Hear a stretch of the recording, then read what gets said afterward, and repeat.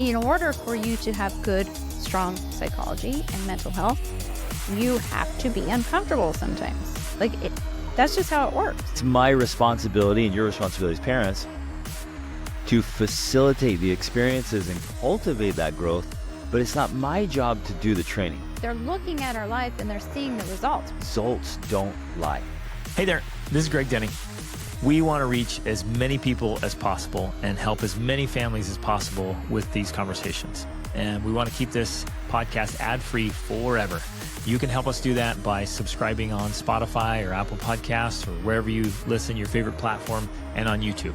And leave a quick review and share your favorite episodes with friends and family. It makes a big difference. Thank you for being a part of this very important movement. Ladies and gentlemen, welcome to the Extraordinary Family Life Podcast. We are your hosts, Greg and Rachel Denning. Whatever you do, my friends, whatever you do not just remain where you are. Mm-hmm. That's one of the worst things we can do in life is just sit down and stay there. It's like, I think it was John Wayne that said, even if you're on the right track, if you just sit there, you'll get run over, right? It's like, you got to get up and move. You know, in 25 plus years of voraciously studying peak performance and human development, I found that the best course of action is to commit to change, to commit to level up. So do not stay where you are. So it's not just like, oh, I'm going to lose this amount of weight or I'm going to make this amount of money. It's like this becomes a part of your daily rhythm, your daily routine of healthy eating, exercising, adding value to the world, building a business. Like it's it's identity and a way of being, right? So if I wanted to switch, if I'm let's say I was smoking and I wanted to stop smoking, the first and most important thing I do is change my identity of like, I don't do that. Quit smoking. Right. I don't smoke. Right. I'm not a smoker. I don't do that. And people be like, oh, you want to smoke? No, I don't smoke. Yeah. They're like, hold up. Wait, like last week I saw you smoke. Yeah, I don't smoke. And it's not like I'm stopping, I'm quitting, I'm taking a break. It's like, I don't do that. Right. Or if it's something new, it's like, oh yeah, I work out every day. Do this. Yeah, you worked out a day in your life. And this is going to come from your own family. Your closest family and friends are going to be the ones like, what? Who do you think you are? You're like, that's who I am. I'm a new person. Right. I am a new person. That is awesome and powerful. But it's not that we succeed more at achieving our goals because we have more discipline or willpower or whatever. I mean, yeah, we do. But we've developed that. But no, it's cultivated. Really, the key is the habits. We've made them into habits so that, and they're sustainable habits. We're not right. Systems that make it easy. What I'm achieving is doable. It's obtainable because it's a part of the journey. It's a part of the process. It's make it enjoyable. All of those are the keys to actually achieving your goals rather than this elusive thing people think about what it is that it's really not. And I'm so crazy excited. We have a new parenting course that is going to be so transformative and answering your questions and giving you the tools and strategies, the systems to actually make it work and get the results you want. Okay, let's go. Where's the balance between preparing our kids for the realities they will face, which will require them to get uncomfortable at times, and keeping them in a nice, safe mental place? In order for you to have good, strong psychology and mental health, you have to be uncomfortable sometimes. That's just how it works. Absolutely. So it's one of the ingredients to a great mental emotional health is being uncomfortable. And so those things go together. If I think that as the parent, I have to be the one putting pressure on my kids, that's the danger. Is a dangerous, it's a dangerous approach. It's a dangerous tactic because you think, well, okay, my kids need to be ready for whatever life can throw at them. True. They need to be able to handle stress and pressure. True. They need to be gritty and tough. True. So then if I go, oh, so that means it's my job to make them that way. Well, kind of true. It's my responsibility and your responsibility as parents to facilitate the experiences and cultivate that growth, but it's not my job to do the training. I want to inflict the pressure, pain, or stress, right? Like, my kids need to be tough. I'm going to beat him. Like, that's not going to turn out so well. You want your children to be prepared to handle the world, the dangers, the challenges. You want them prepared for that. But the way that happens is not by you being the one to inflict it, but by being the one that they are literally anchored to while they're experiencing the stress. Rarely, and this is so important, rarely have we ever forced our kids to do things. Right. It has always been this formula. Let's go together to encounter something challenging and difficult. Do as much as you can. To encourage you. I'm going to praise you. I'm going to model for you. And you're going to do all you can. And as soon as you can't do it anymore, I'm going to carry you for the rest of the way. So I never did anything that damaged the relationship. In fact, everything I was doing while exposing them to challenge and difficulty, I was strengthening. Yeah. Strengthen. Our bond was closer. Right.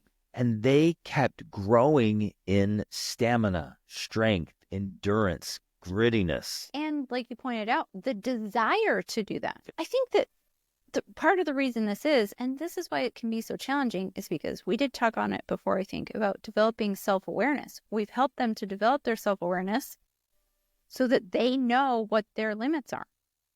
And we haven't been the ones saying, no, that's not your limit. You can do more. You've got more in you, blah, blah, blah. It's been, I know you have something to say about that because I know there's a place for that. But it has been, for the most part, especially when they're young, if they've said, I'm tired, I can't do it anymore, we believe them. You know what I mean? Right.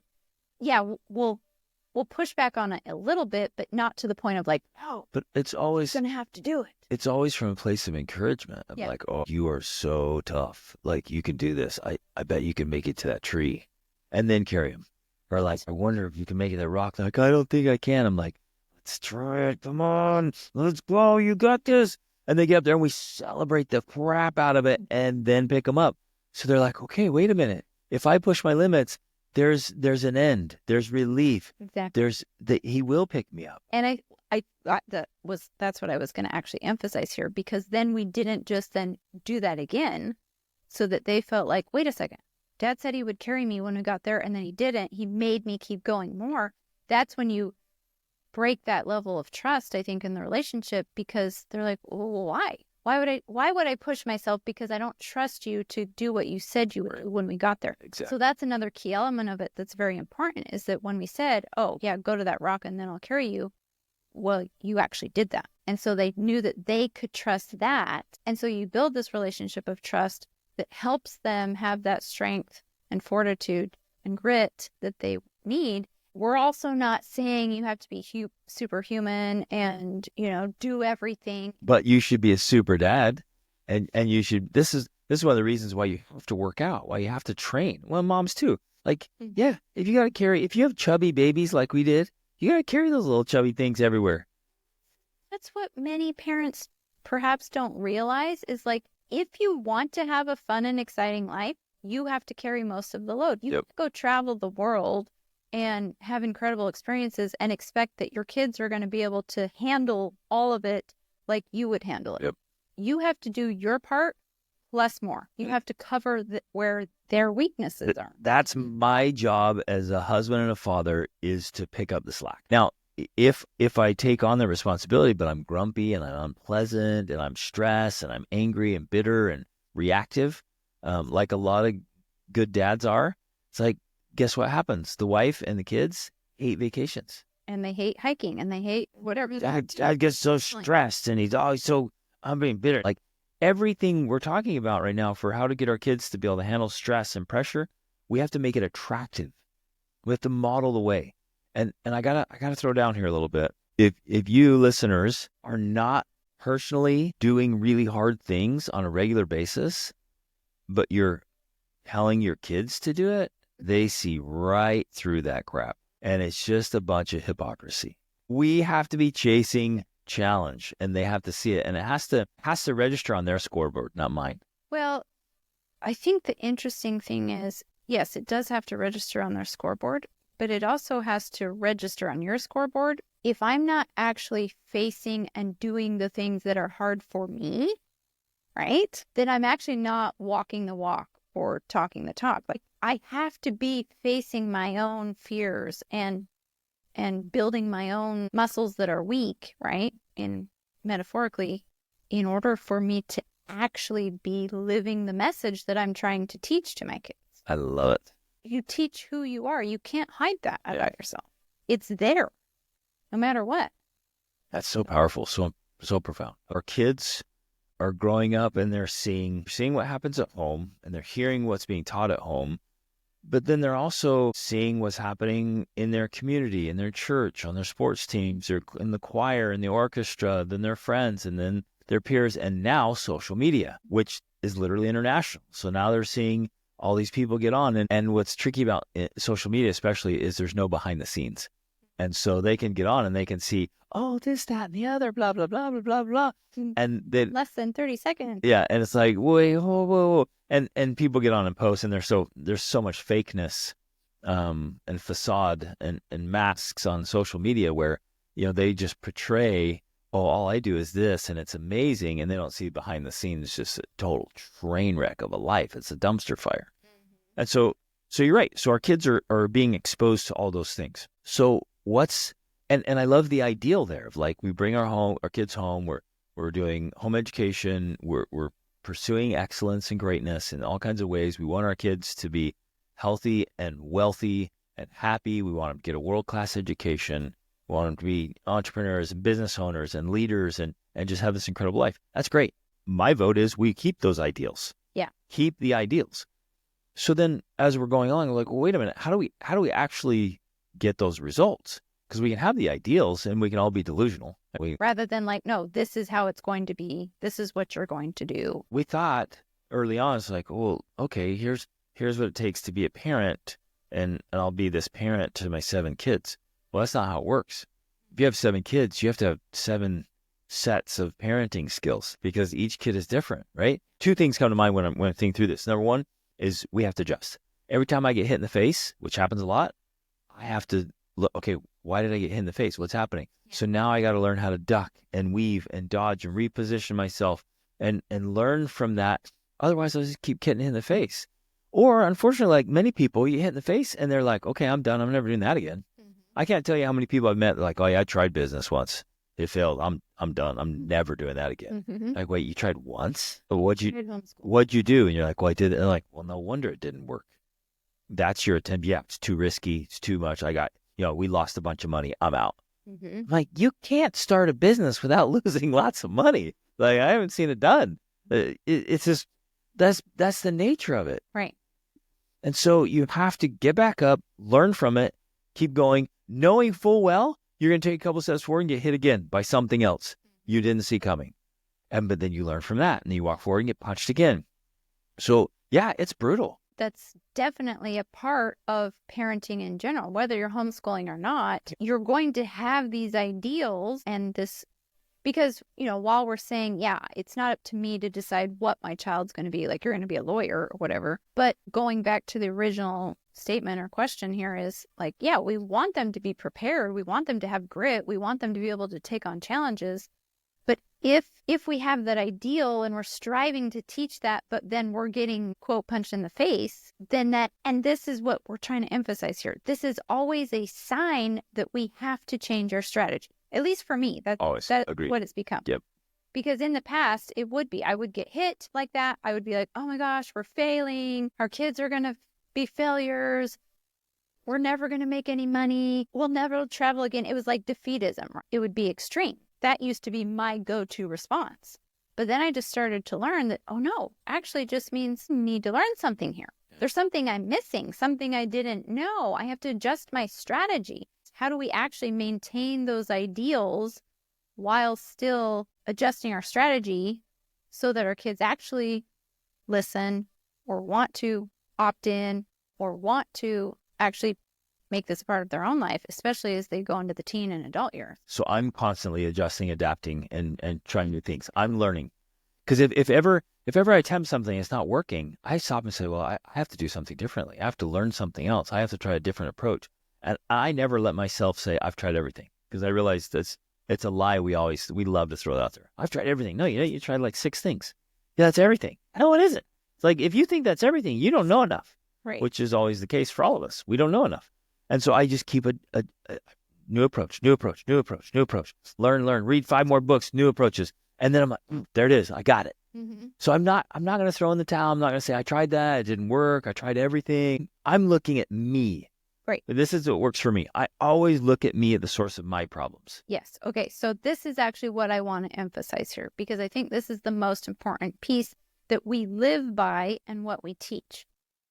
If we are facing any problem in our life, and that could be with our children, that could be with our business, our finances, our health, we always turn inward and say, what am I doing to create this problem? Right.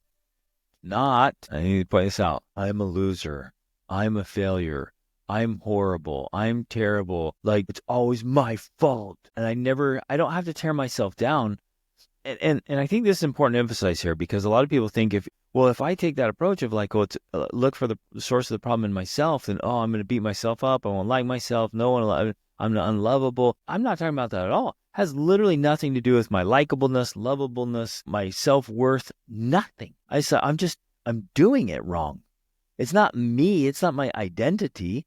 It's not like Greg is a terrible human being because he failed at that business strategy. It's like, whoa, wait, stop. I was just doing that strategy wrong. So I adjust, and I keep adjusting. I keep learning. I'm learning from experts. I'm not taking advice from people who don't have the results I want. Without beating myself up, without lowering any of my own self-worth or self-esteem, I'm looking for something I can do differently. Right. I feel, to me, it's actually the ultimate source of power.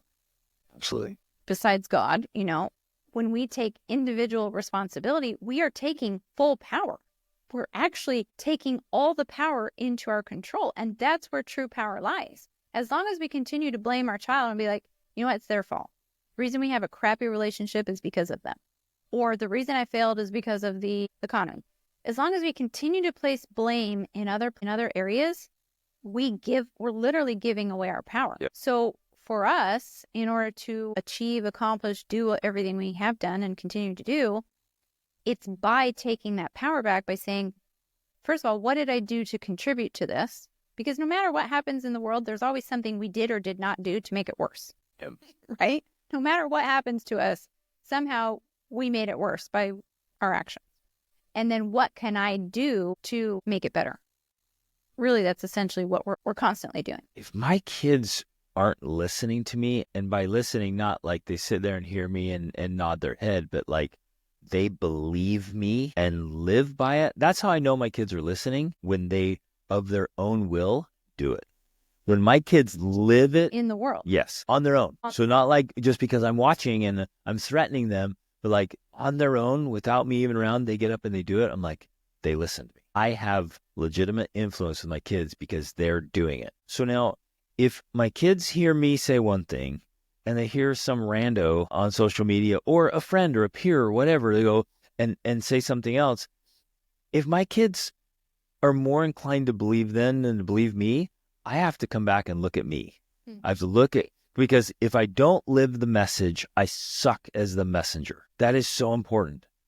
And if I suck as the messenger, then my kids are going to question me endlessly, and they're going to willingly believe somebody else. And the core element here is that results don't lie. And so if my kids see my results, they're undeniable. And here's why. Because I hold myself to the silent film path and a results test. Would my results and a silent film test hold up in a court? Would the jury convict me of living by what I teach and believe? When you're saying results don't lie, they're looking at our life and they're seeing the results. We've traveled to 60 countries. We make great money working from home. We do work that we love. We have an incredible life. We have a charmed life, as my own mother likes to say. We impact a lot of people. And then they come on our trips, and they come stay, and they come to our events, and they come to our retreats, and they come to our resort. And our kids have been watching that for years, over a decade. They've been watching that, and they're like, okay, this is working. Results don't lie. And not just for us, but for the people we influence now. So they're seeing all that too, and it is playing out. The reason why I'm bringing this up is not to brag about us, we're so amazing, but I'm trying to illustrate something that in your own life, and again, that's the whole point of Extraordinary Family Life, like the whole point of this podcast. We're not just talking to normal people living normal lives. We're talking to those of you who want to live extraordinary lives. But if your life is in some way not extraordinary, and again, I'm not saying you have to be, like perfect or doing what we're doing even, but you have to be pursuing your own unique dream. Unique extraordinariness. Yep. Right? And if you're not living that, if you're of course your kids, if you're pursuing your own ordinariness, right, they're going to look at you and be like, why should I listen? Yeah. Why should I be putting in the extra effort? Why should I be doing all these things you're saying? We have an ordinary life just like they do, except ours is harder and more work. Yeah. What is the point? Yes. Oh, it's so good, Rach. So as you're talking about this is what's coming to my mind. It's like, okay, yeah, you're right. If our kids are beginning to doubt or wonder, like, what's the point of all this effort? Because you're not any different than the neighbors, mom and dad. Then that lessens our influence, because they are legitimately asking why all the extra work. There's no reason to put in all the extra work if we're really just going to have the same result, ordinary life. Yeah, and the same mediocrity. Right. I am constantly telling my children, why do we eat healthy? Yeah. Because my dad died at my age. It's crazy. It is crazy. Well, and then the most common, okay, here's a classic example, right? It's like, so I tell my kids one thing and I show them the example, and then they go out into the world and they hear and see the other examples. The opposite. And so Kimball went out and he was with this group of men, and they were my age, and they were all, all guts, all tired, like, oh, this is exhausting, I can't do this. And they're all out of shape and eating garbage and saying, no, once you're 40, it's all downhill. There's just nothing you can do about it. Mm-hmm. And Kimball's sitting there in his mind. He was just like listening to these guys talk, but knowing me and what I do, and he had enough courage to speak up. He's like, nah, my dad's not like that. And they were like, nah, man, your dad's just lying. He's just pulling stuff off. No way. He's like, no, my dad's like jacked.